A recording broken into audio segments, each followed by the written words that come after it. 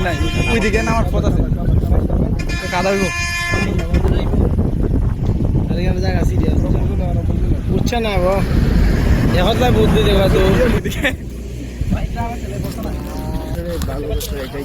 একজন সেন্টিমিটার গাড়ি কিনে নিচ্ছে তাদের খবর নিচ্ছেন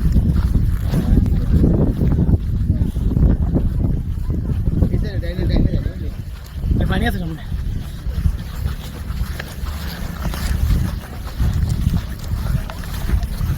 আমার জুতা গেছে বিজ্জা গো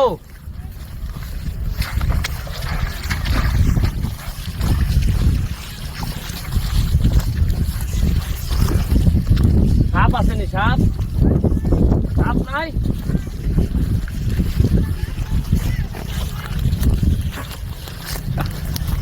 এরা মনে আমার চিনছে না রে চিনতো নি ফৌজান কাটা নাম গো হে দেখছো গো চিন্না লাগছে এ দিদি আসো গো আসো একটা কথা আছে একটা মিষ্টি আই খাই দেবে তুমি দিকে আসো আমারে যেভাবে তোমরা ভোট দিছো এটা সারা জীবন তোমরা গোলামি করলো আমার শেষ হয় না এটা আমি কইছিলাম নি যে আমি তোমরা কখনো তোমরা ছয়টা যেতাম না তোমরা খালি এইটা কও যে জীবনে তো বহু এমপি দেখছো কেউ আইছিল তোমাদের এইভাবে মিষ্টি লইয়া আমি হয়তো আগামীবার হয়তো ভোট চাইতেও আসবো না আমি হয়তো দাঁড়াইতাম না কিন্তু তোমরা যে ঋণে আমারে ফেলছো দিয়া ভোট আমার কাছে মনে হয় যে বাকি জীবন তোমাদের গোলামি করলো আমার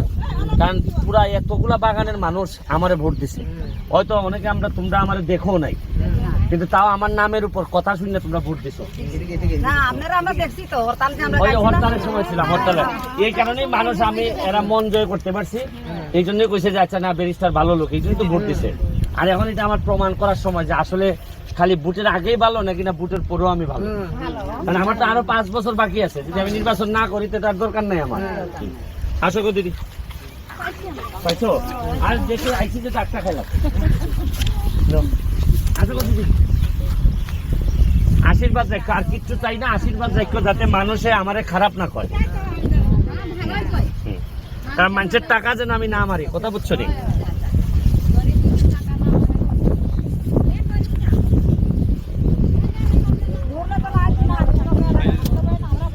এটা ভালো জায়গায় ফেলাই নষ্ট করে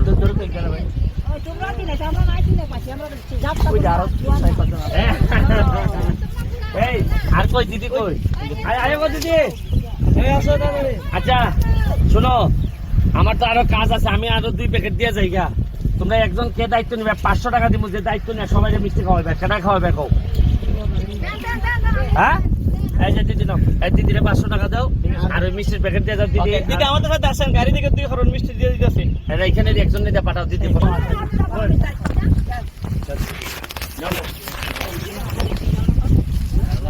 আমি একদিন চা পাতার ভর্তা খাইতাম তোমরা দেখি ভর্তা খাও ওই যে কি জানি চা পাতারে কি করে ডাল দিয়ে আমার একটা খাওয়াই তো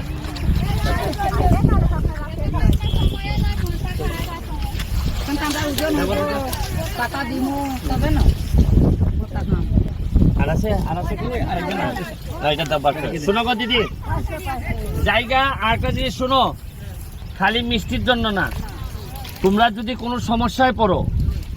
অনেকে আছেন নেতারা যায় না গিয়ে আবার উল্টা পাল্টা বুঝায় আমারে যেমন নেতারা হয়ে গেলে নেতাদের হয়ে গেলে কয় না না কোনো অসুবিধা নেই এইগুলা ঠিক চলছে সব তোমরা একটা কাজ করবা যদি দেখো তোমরা সমস্যা নেতারা হইতেছে না নেতারা 2 নাম্বারই করতেছে সরাসরি আমার বাসার যে জায়গা আমার বাসা সোনারঘাটে আমি প্রতি শুক্রবার শনিবার আমার বাসায় থাকি আমার বাসায় বইলা দেওয়া আছে যে চা বাগানে কোনো শ্রমিক ভাই বোন যদি আসে তারে কোনোভাবেই ফেরানো যাবে না অন্য তুমি স্বপ্নে যদি ফেরাবো কিন্তু চা বাগানের শ্রমিক ভাই বোন গেলে ফেরাবা না কারণ হচ্ছে গিয়ে মানে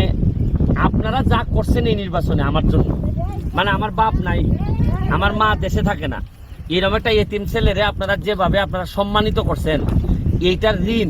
আমি মানুষের বাচ্চা হইলে কোনোভাবে দেওয়া সম্ভব না